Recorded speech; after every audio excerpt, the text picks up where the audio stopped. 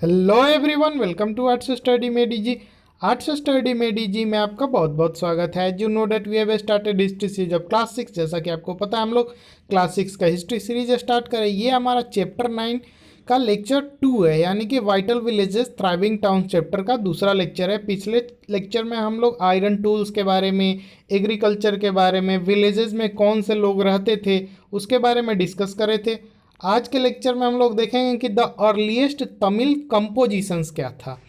ठीक है, तो some of the earliest works in Tamil known as Sangam literature were composed around 2300 years ago. यानी कि हम लोग इधर का जो लिटरेचर है, यानी कि नॉर्थ साइड का या नॉर्थ वेस्टर्न साइड का, तो वेद वगैरह जो भी है वो सब इधर का ही लगता है ऐसा।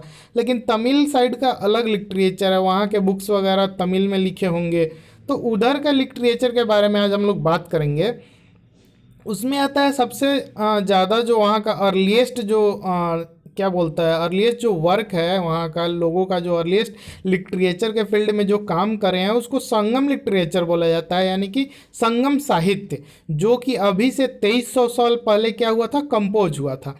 These texts were called Sangam because they were supposed to have been composed and compiled in assemblies known as Sangams of poets that were held in the city of Madurai। तो सबसे पहले हम लोग तो मैप पे मदुरई को देख लेते हैं। तो यहाँ पे है मदुरई, ठीक है, यहाँ पे है मदुरई। अब देखिए, अब संगम हम लोग इसको क्यों बोलते हैं, तो संगम बोलने के पीछे यही रीजन है, संगम साहित्य, यानी कि ये जो साहित्य लिखा गया था ना वो संगम में लिखा गया था। अब संगम क्या होता है, संगम असेंबली को बोलते हैं, यानी कि एक सभा को बोलते हैं, जहाँ पे एक साथ बहुत सारे पोएट्स क्या होते थे, बैठते थे, विचार वगैरह करते होंगे, डिस्कशन करते होंगे, जो भी करते होंगे।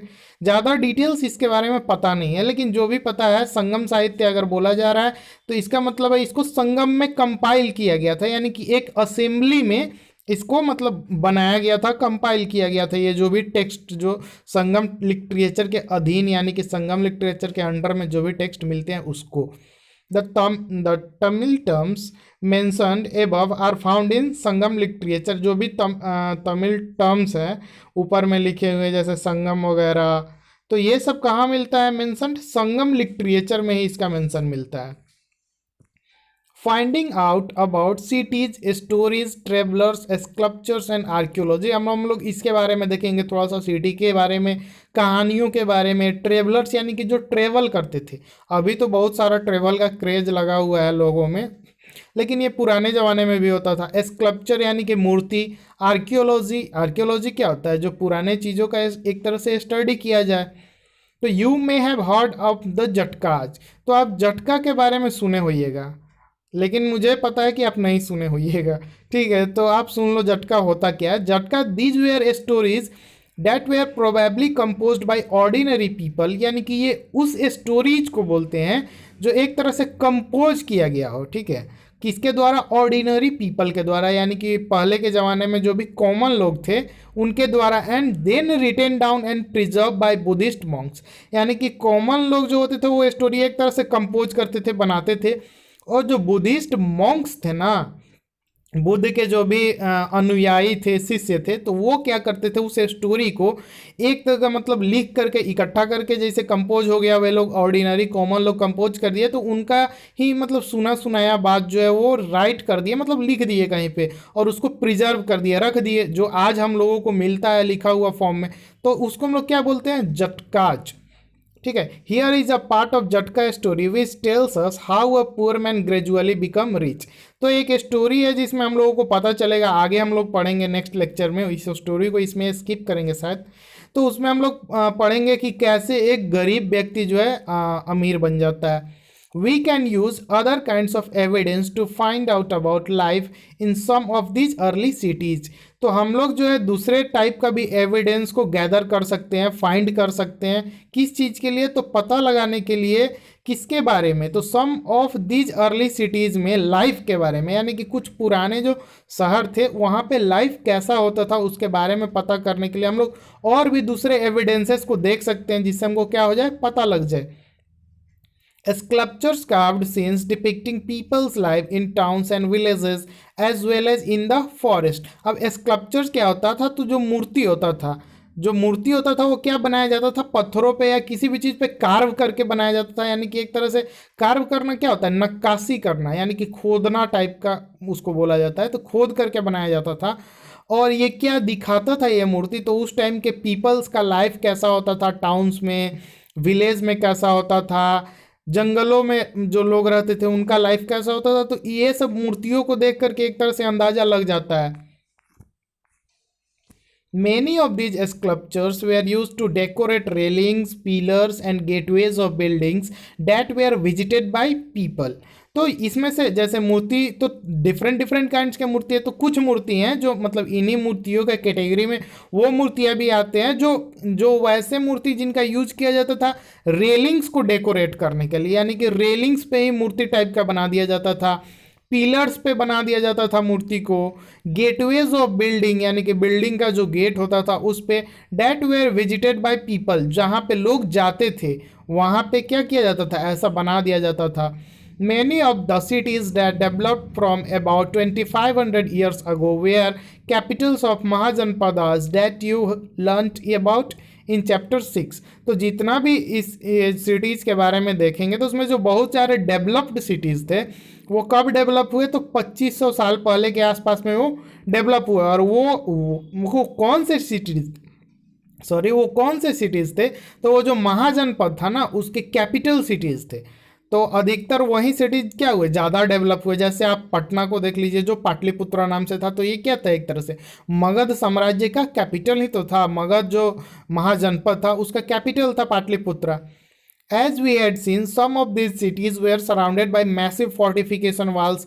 तो पिछले चैप्टर में हम लोग देख चुके थे कि क्या होता था, जैसे पाटलिपुत्र आई था तो काफ़ी बड़े दीवार से उसको घेर दिया जाता था, तो वैसे ही और भी सिटीज होते थे जिसको मैसिव यानी कि बहुत बड़े स्तर पे फोर्टिफिकेशन किया जाता था, दीवार से घेर दिया जाता था। क्या हो, क्यों, तो ऐसा किया जाता था उसको ताकि प्रोटेक्ट किया जा सके, मतलब सुरक्षा की दृष्टि से। और दूसरा एक तरह से चेक्स एंड बैलेंसेस रखा जा सके, यानी कि कौन आ रहा है कौन जा रहा है, उस उधर से मतलब जो बिजनेस हो रहा है उस पर भी नियंत्रण रखा जा सके। तो ये सब फैक्टर को ध्यान में रख करके उसको क्या किया जाता था, पूरे तरह से घिरवा दिया जाता था। In many cities, archaeologists have found rows of pots or ceramic rings arranged one on top of the other। तो बहुत सारे सिटीज़ में आर्कियोलॉजिस्ट को क्या मिला है, रोज ऑफ पॉट्स यानी कि पॉट्स का एक कतार ही मिला है, और सेरामिक रिंग्स यानी कि सेरामिक रिंग्स मिला है जो कि एक दूसरे के ऊपर अरेंज्ड किया हुआ है। These are known as ring well. ये जो सेरामिक रिंग्स होता है ना, तो जिसको एक दूसरे के ऊपर अरेंज किया हुआ मिलता है तो उसको हम लोग क्या बोलते हैं, रिंग वेल्स, यानी कि एक तरह से रिंगों का कुआं बोल सकते हो आप। देखने में वैसा ही लगता है जैसे रिंग का कुआं ही बनाया हुआ है। जैसे आप इस फिगर में देखो, ये एक सेरामिक वेल जो है कहाँ पे मिला हुआ है, तो दिल्ली का मिला हुआ है। This seem to have been used as toilets in some cases and as drains and garbage dumps. तो ये ऐसे बनाया जाता था कि मे भी किसी किसी केस में देख के ऐसा लगता है कि इसको टॉयलेट के केस में यूज किया जाता होगा, लेकिन कहीं कहीं पे लगता है कि ये एक तरह से नाला रहा होगा या गार्बेज डंप यानी कि कूड़ा कचरा रखने के लिए जो है जैसे आज डस्टबिन होता है ना, तो वैसे रहा होगा। अब पता नहीं क्या करते थे वे लोग, ज़्यादा डिटेल इसके बारे में नहीं पता चला, ये सब अंदाज़ा लगाया गया कि ये हो सकता है। These ring wells are usually found in individual houses। तो ये जो है इंडिविजुअल हाउसेस यानी कि अकेले अकेले घरों में अक्सर मिला करता था। इंडिविजुअल मतलब जो अलग घर हो, मतलब एक ही एक तरह से कंबाइंड नहीं हो, जो अलग अलग घर हो उसमें अधिकतर ये मिला करता था। We have hardly any remains of palaces, markets और of homes of ordinary people.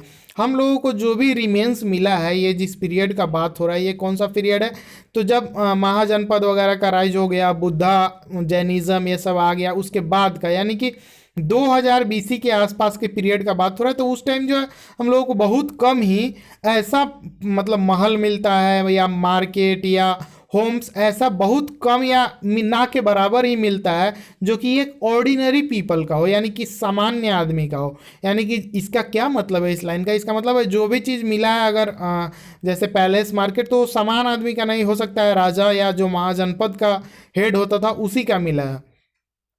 Perhaps some are yet to be discovered by archaeologist. अभी भी बहुत सारे चीज़ों का खुदाई जो है, बहुत सारा चीज़ एविडेंस गैदर करना आर्कियोलॉजिस्ट के द्वारा अभी का मतलब बाकी है।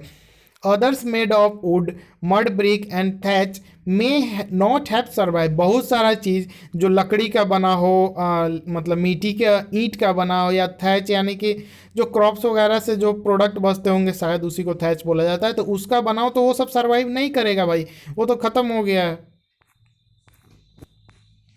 Another way of finding out about early cities is from the accounts of sailors and travelers who visited them।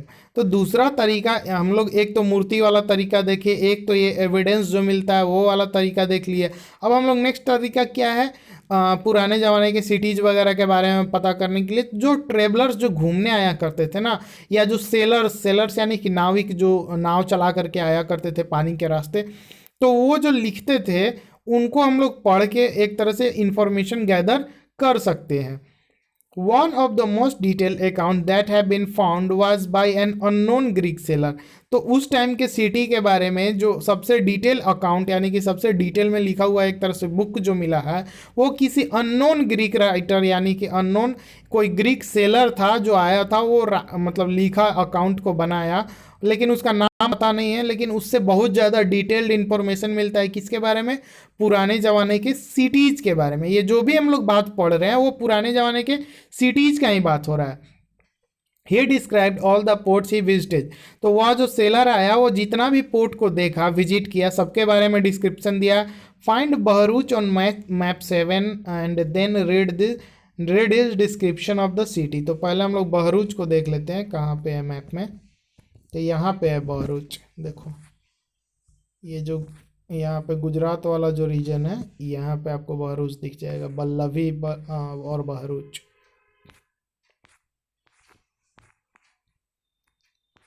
ठीक है, इसका डिस्क्रिप्शन शायद अगर नेक्स्ट लेक्चर में होगा तो हम लोग उसको कवर कर लेंगे। ये एक स्कल्पचर है जो सांची में मिला हुआ है। ठीक है, अ साइट विथ स्तूपाज, यानी कि सांची जो है एक ऐसा जगह है जहाँ पे काफ़ी सारे बौद्ध के स्तूप मिले हैं। ठीक है, अ साइट विथ स्तूपाज, एक तो वहाँ पे सबसे बड़ा स्तूप तो है ही, उसके अलावा और भी स्तूप हो सकते हैं इन मध्य प्रदेश। ये मध्य प्रदेश का है। Showing the seen in a city, इसमें सिटी के सीन को दिखाया गया। आप गौर से ध्यान से देख लेना पीडीएफ में जूम करके। पीडीएफ का लिंक आपको डिस्क्रिप्शन में मिल जाएगा, वहाँ से आपको पीडीएफ मिल जाएगा। और इसके बारे में हम लोग डिटेल में चैप्टर 12 में पढ़ेंगे। ठीक है, तो आज के लेक्चर में इतना ही। Thank you for watching, stay tuned with